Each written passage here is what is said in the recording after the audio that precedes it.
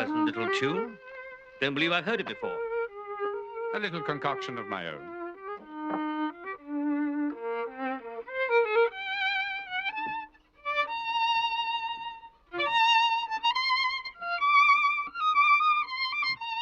Well, Watson, what do you make of it? Do you have eyes in the back of your head? What of our visitor's stick? Though we unfortunately missed him last night, he's left us a clue. Reconstruct him by an examination of it. Me? Oh, well, I would say that he is a country doctor who does a great deal of his visiting on foot. Good, excellent. Why so? Well, because no respectable town physician would be seen carrying such a battered stick. And the visiting on foot? Well, you see, this thick iron ferrule here is worn down. Perfectly sound. Anything else? Well, I mean, I would suggest that the inscription from the Friends of CCH stands for something Hunt, which leads me to think that Dr. Mortimer is a athletic man, you know, sort of sporting type. Really, Watson, you excel yourself. Oh, thank you. Anything escape me? Almost everything, I'm afraid. Odd? Well, the man is certainly a country practitioner, and he walks a good deal. Well, then I'm right. To that extent. But a presentation to a doctor is much more likely to come from a hospital than from a hunt. And the letter CC very naturally suggests Charing Cross Hospital. Well, yes, perhaps. I would also say that the good doctor is amiable, unambitious, absent-minded, and, yes, owns a dog. It's larger than a terrier, but smaller than a mastiff. A dog? Teeth marks. The space between the marks is too broad for a terrier and not broad enough for a mastiff. It may be... Ah, yes, it is. A curly-haired spaniel. Yes, but I mean, amiable, unambitious, and what was it? Absent-minded. Only an amiable man receives testimonials. Only an unambitious one prefers the country to a London career, and only an absent-minded one would leave his walking stick and not his visiting card. Dr. Mortimer, your stick. Oh, thank heavens. I was afraid this time I'd lost it for sure. I'm frightfully absent-minded. It was a presentation from Charing Cross Hospital when I left to establish a practice in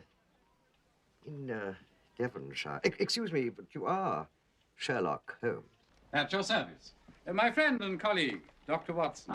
Doctor? How do you do? Oh, may I take your hat? Oh, thank you. I'll take this. Doctor, tell us what an early 18th century manuscript has to do with your visit. I put the date at 1740. 1742, to be exact. May I? Oh, please. Thank you. Shall I relieve you, Doctor? Oh, thank you. The Hound of Baskerville Hall. As you said, it concerns the reason for my visit. May I read it to you? Oh, by all means. Please, sit down. Thank you. I see from your right forefinger that you make your own cigarettes. Feel free to do so.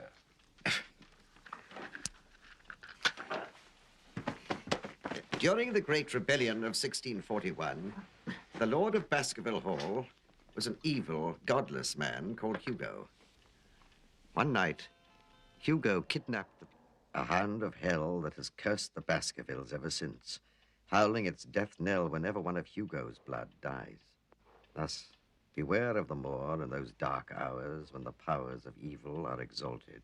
For the hound still stalks the Baskervilles, sending many to violent ends, and howling the death knell whenever one of Hugo's blood dies. Don't you find it interesting, Mr. Holmes? To a collector of fairy tales. The death of Sir Charles Baskerville was no fairy tale, sir. Sir Charles died of heart failure, did he not? So that was the report I made to the coroner at the inquest. But, Yes. it was something I did not report. Although there were no marks on Sir Charles's body, all around the gazebo where he died, I found footprints. A man's or a woman's? Mr. Holmes, they were the footprints of a gigantic hound.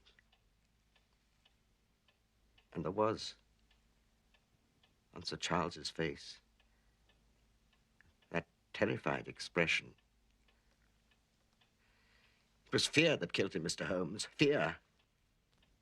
Fear of what? Of this. He was obsessed with it. He would never go out alone after dark. And yet that night, he stood out there in the gazebo for at least 20 minutes. How do you know? Thank you. The ash from his cigar had dropped several times. Excellent. A colleague after our own hearts, Watson. Why did you not report all this at the inquest? Shortly before Sir Charles's death, there had been several sightings of a glowing, ghostly hound. As a man of science, I did not wish to encourage such unhealthy superstition. Sir Charles died over a month ago. Why have you come to me about all this now? Henry Baskerville, Sir Charles's nephew and heir, arrives from America this very afternoon. I was Sir Charles's best friend, Mr. Holmes. I don't want to expose this boy to Supernatural evil. danger of any kind. Will you help us? Bring him around at 10 o'clock tomorrow morning. If he'll come. Thank you. We shall be here. Doctor, before Sir Charles's death, you say that several people saw this ghostly hound upon the moor. Yes? Did any see it after? None that I heard of. Good day, gentlemen.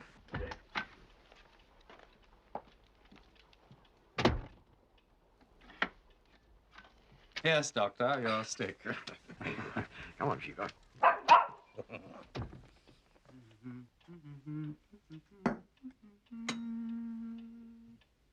The game's afoot, Watson.